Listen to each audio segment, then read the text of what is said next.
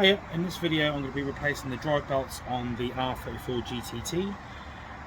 They were done a few years ago, but I've been having the dreaded RB drive belt squeal for on and off for a few months now, so I thought it was time to actually get them replaced. So yeah, let's crack on. If your car is relatively stock, you may still even have the original airbox, and there's a cold air feed that goes to the front. You can see where it was previously fitted on this. There's two trim clips, they need to be removed, and I believe the carbon canister was originally here and one of the hoses clips onto the side, so yeah, you need to just disconnect that.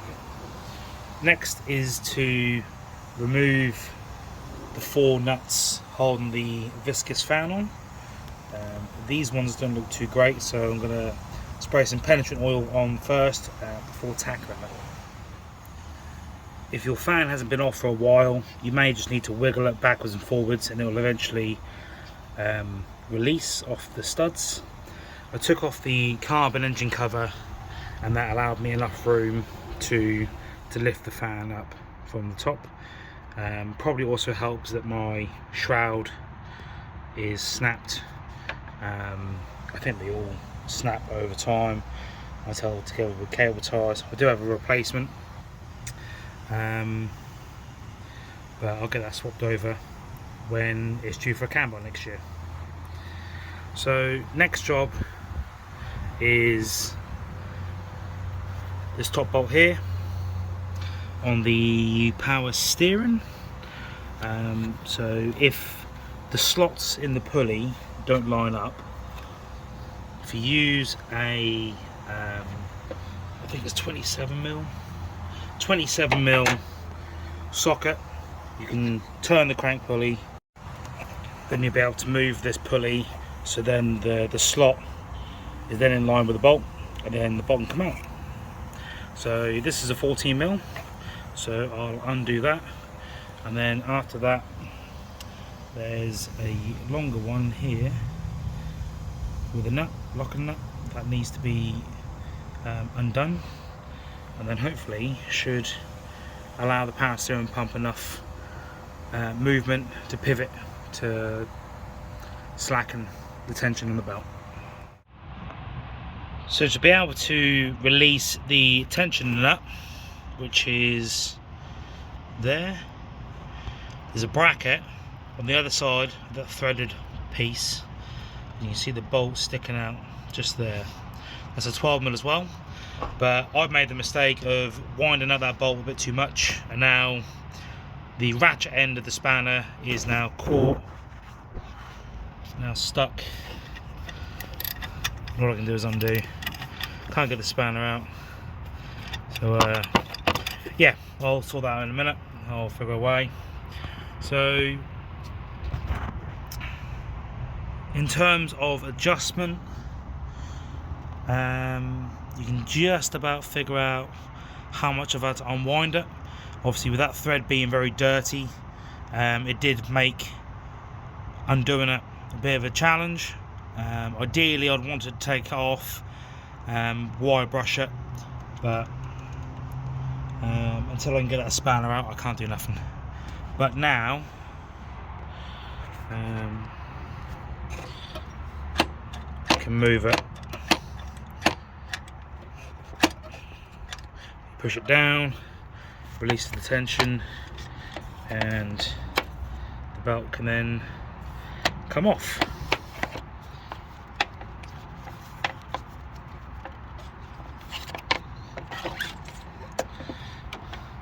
There's the first one.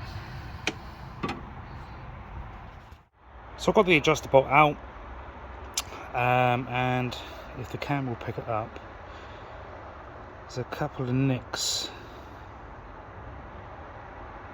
in the thread. Come on, camera.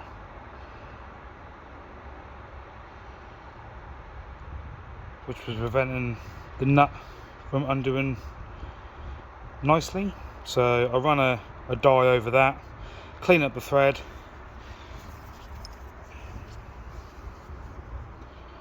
I'll replace the nut.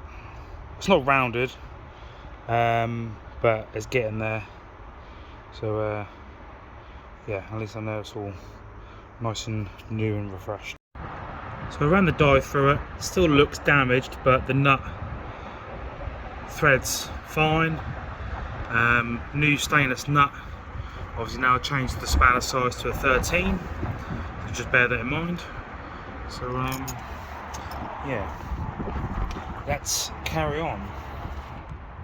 So next is the air con. So there's a pulley, small pulley, just there where the torch is. There's a nut in the middle, that's a 14.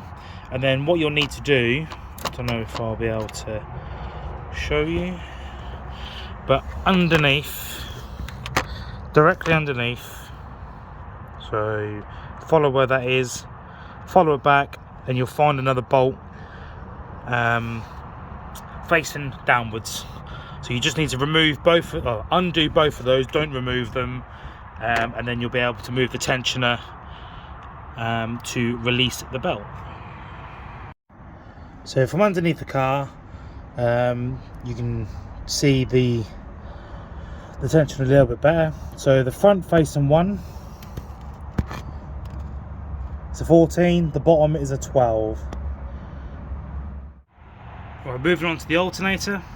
So you'll need to slacken the bottom alternator bolt. That's just down there, that's a 14mm. And then you'll need to slacken the adjuster. Both of these are 12mm.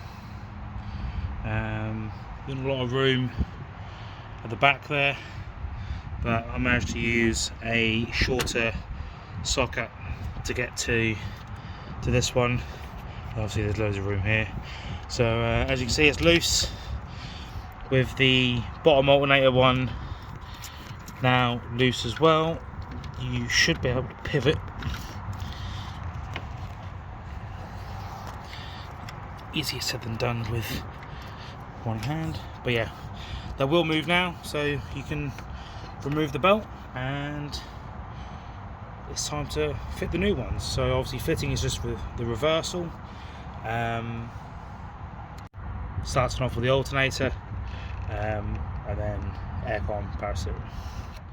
So looking at the belt condition, and they look pretty much new.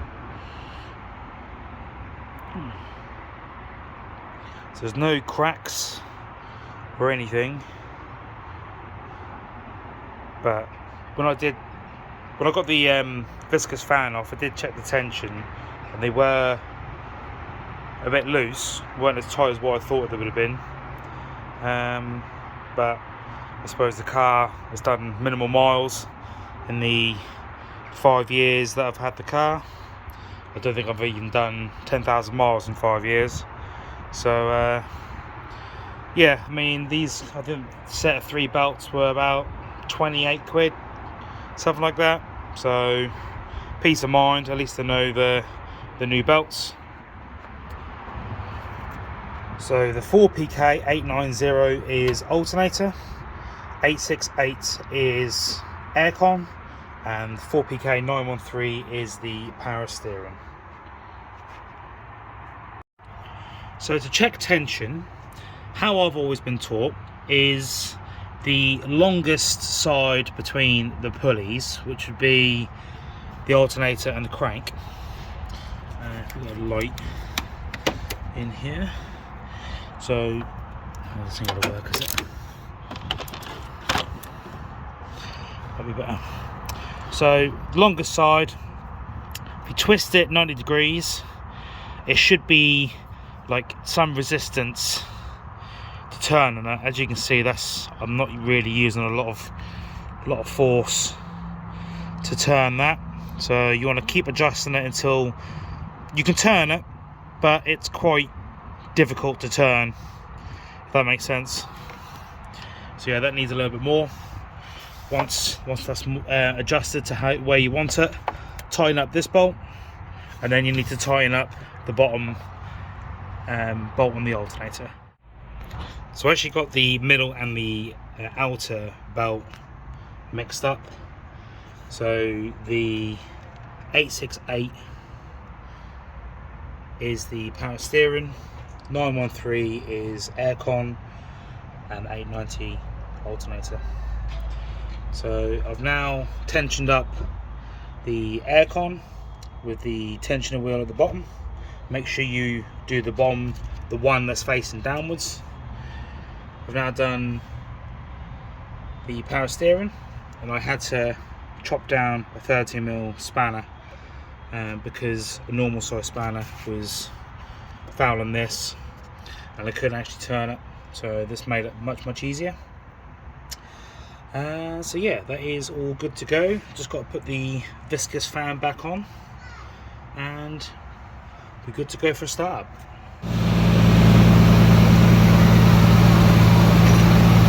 Everything back together, apart from the new shroud, but job well done.